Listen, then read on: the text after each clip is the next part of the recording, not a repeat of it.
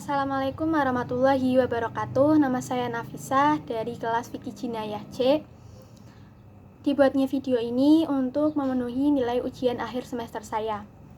Saya akan menjelaskan mengenai 3 materi. Yang pertama hudud, kedua kisos dan diat, dan kemudian yang terakhir adalah takzir. Namun masing-masing satu materi ini akan saya buat masing-masing satu video. Sebelumnya, hukum pidana Islam dalam istilah fikih dikenal dengan jinayah atau jarimah, di mana jinayah itu perbuatan yang dilarang oleh syara, dan itu perbuatan tersebut merugikan harta, jiwa, atau merugikan yang lainnya. Namun, jarimah itu perbuatan yang dilarang oleh syara, yang diancam oleh Allah dengan hukuman had atau takzir. Untuk perbedaannya, pada intinya, jarimah itu proses perbuatannya, tapi kalau jinayah itu hasil perbuatannya. Kemudian jarimah itu ada 3, hudud, kisos, diat, dan taksir. Dan dalam video pertama ini saya akan menjelaskannya yang hudud dulu secara rinci dan jelas. Jadi apa itu jarimah hudud? Jarimah hudud itu tindak pidana yang diancam dengan hukuman had, di mana hukuman had ini adalah jenis hukuman yang sanksinya, macamnya, bentuknya itu sudah ditentukan oleh Allah dan merupakan hak Allah, sehingga manusia itu tidak bisa mengganti dengan hukuman lain atau menghapus hukuman ini, tapi bisa berubah asal pelakunya tersebut itu bertaubat.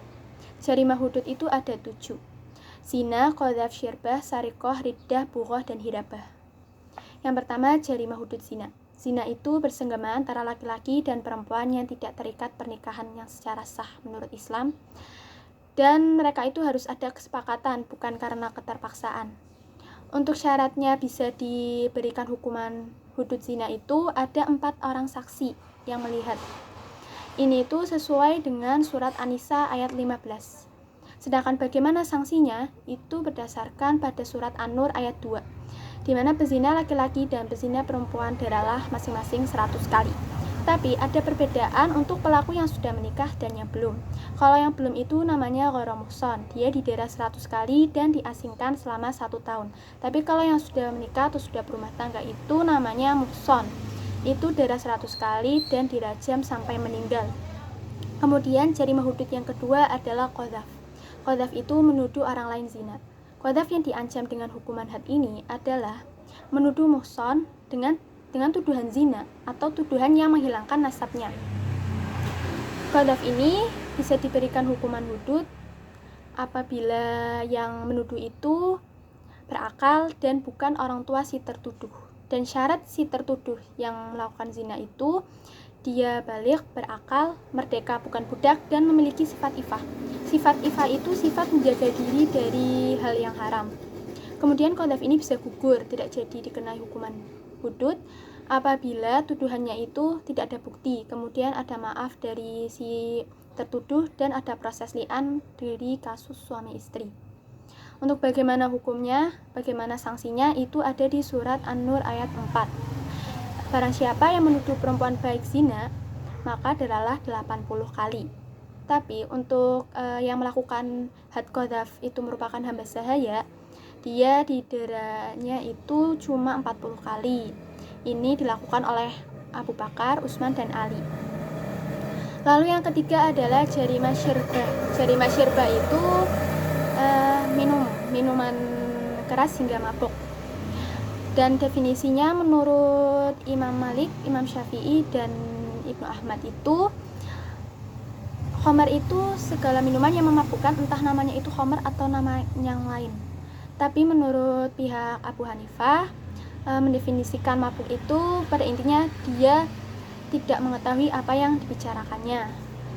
Kemudian untuk sanksinya itu para ulama sepakat dengan didera 80 kali. Namun itu pendapatnya Imam Hanafi dan Maliki. Tapi kalau pendapatnya Imam Syafi'i itu 40 kali. Kemudian ada riwayat juga yang menyatakan intinya misalkan orang sudah diberikan hukuman had syirbah, namun dia mengulangi jarimah itu terus-menerus sampai 4 kali, maka hukumannya adalah hukuman mati. Kemudian yang keempat adalah jarimah sarikoh.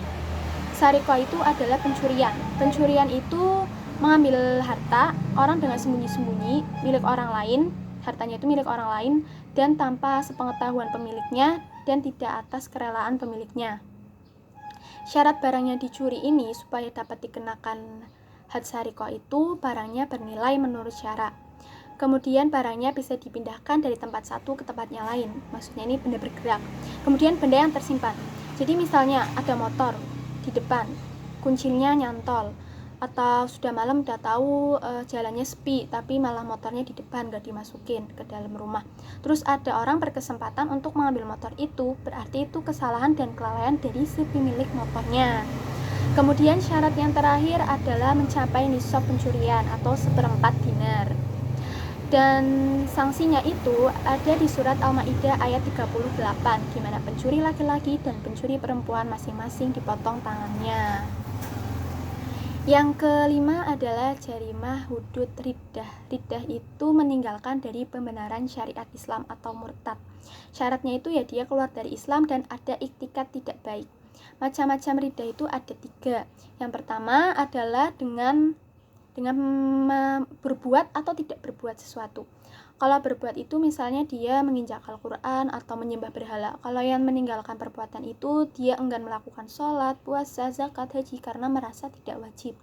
Kemudian yang kedua adalah dengan ucapannya. Jadi dia itu membuat pernyataan misalnya Allah itu punya anak, atau ucapannya dia itu seperti mengingkari nabi dan malaikat. Kemudian yang terakhir dengan keyakinannya. Kalau keyakinan itu misalnya dia yakin bahwa Allah itu makhluk, dia yakin bahwa nabi itu bohong, dia yakin bahwa alam semesta ini itu gak akan kiamat atau bakal abadi. Kemudian untuk hukumannya itu hukuman hudud mati. Berdasarkan hadis dari riwayat Ibnu Abbas radhiyallahu an, Rasulullah bersabda, barang siapa yang menukar agamanya maka bunuhlah dia. Hadis riwayat Bukhari. Untuk pelaksanaannya, sebelumnya si pelaku ini diberikan kesempatan untuk taubat 3 hari 3 malam. Taubatnya itu cukup mengucapkan 2 kalimat syahadat, dan dia itu mengakui bahwa apa yang dia lakukan selama murtad itu adalah bertentangan dengan agama Islam. Kemudian yang keenam adalah jarimah bughah. Bughah itu pemberontakan. Pemberontakan itu ada pembangkangan oleh sekelompok orang dengan senjata atau dengan kekuatan untuk kepada kepala negara dengan alasan-alasan untuk supaya kepala negara atau imamnya itu copot dari jabatannya.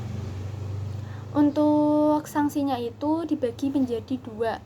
Yang terikat yang langsung berhubungan dengan pemberontakan dan yang tidak berhubungan langsung dengan pemberontakannya. Misalnya yang kayak berkaitan langsung dengan pemberontakannya itu merusak fasilitas umum, membunuh, ada penawanan atau menganiaya, itu hukumannya mati.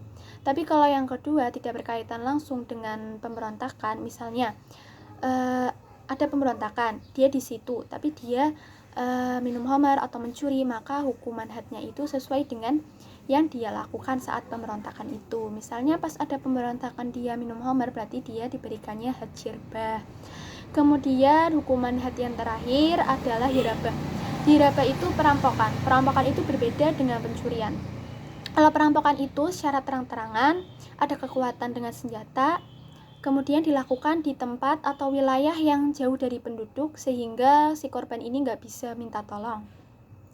Untuk hirabah ini dilakukan di wilayah Islam, kemudian di luar kota, maksudnya pada intinya korban itu nggak bisa minta tolong, dan kemudian pelakunya itu adalah mukallaf.